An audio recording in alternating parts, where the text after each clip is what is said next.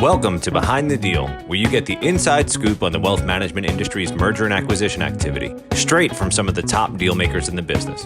In episode 2, we go behind the deal with Greg Friedman, whose experience in major wealth management and wealth tech transactions makes him one of the most unique deal makers in the business today. You look back at any of the acquisitions that you've done before, right? What do you know now that you wish you knew then? Well, this is really getting to it, because I think that what I see is that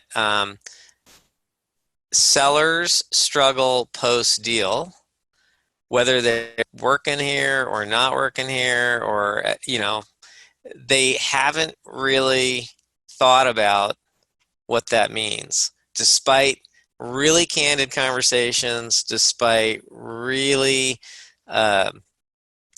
open communication about this is what it looks like, this is where we're going.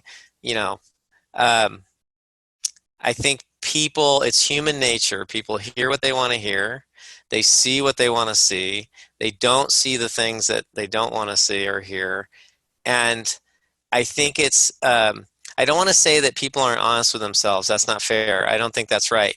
What I do think is they aren't, this is where a third party coach, executive coach kind of person, I think could add tremendous value pre-deal, is to really push on, are you clear that this is what you want? This is what this really looks like. This is how this is really going to be. Is this going to work? I mean, for you. Yeah. And it's okay if it's not. It's okay.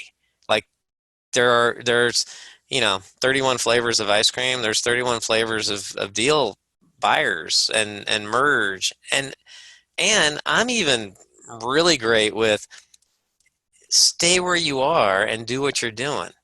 I mean, if you want total control and you want to decide what color pencils and, all that kind of stuff, and you really enjoy it, then don't merge, don't have a partner, don't do those things, because it's going to make you crazy. Right? The additional work that you do on the front end, whether it's with a coach or some really deep self-evaluation, can save you a lot of heartache on the back end, right? Absolutely. And I see this consistently dismissed.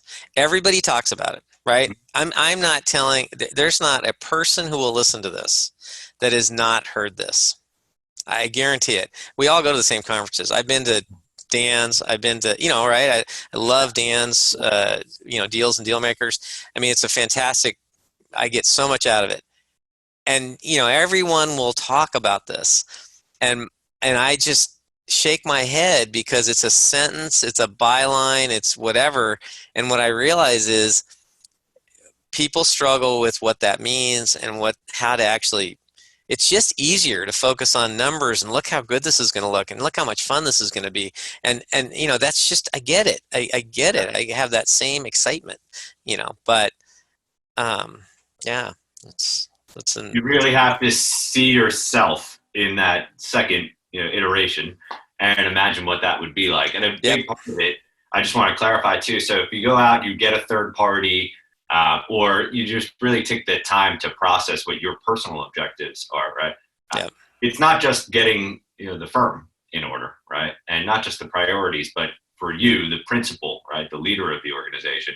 It's really figuring out what it is that you want and where you see yourself. And that is an area where people need a lot of help. Sure. I mean, it's interesting because the majority of the industry, as we all know, is sole proprietor or smaller businesses and whatever. If you think about the process that a larger company goes through to sell itself, it's pretty disciplined. I mean, you don't get a large company selling itself to an even larger company where there's lots of back and forth on what that company wants. I mean, they've really thought through and this is the group of buyers that makes sense. This is why it makes sense. This is what we're going for. It's a much more disciplined. I think that I know me as a sole proprietor, I tell this story. The night before I merged, I'm 100% owner of Friedman Associates. I've done this for 20 something years. I I make the decisions, right? I'm the guy. Okay. So the night before we sign papers, my wife and I are going for a walk, and she says to me, she says, she's just really worried about this. She's like, Greg, you've always made all the decisions. You sure you want to do this? I mean, you're going to be a 1/3 owner in this larger company, and you're not going to be in control. Right? I mean, ultimately, somebody else can go, no, right? And how's that going to feel? And are you going to be able to do that? And all that kind of stuff. And I said to her, I always wanted to be that and did that and felt strongly about that. I'm at a different place. Yeah. I want to be part of something bigger. I'm willing to give up that in return for the things I'm picking up.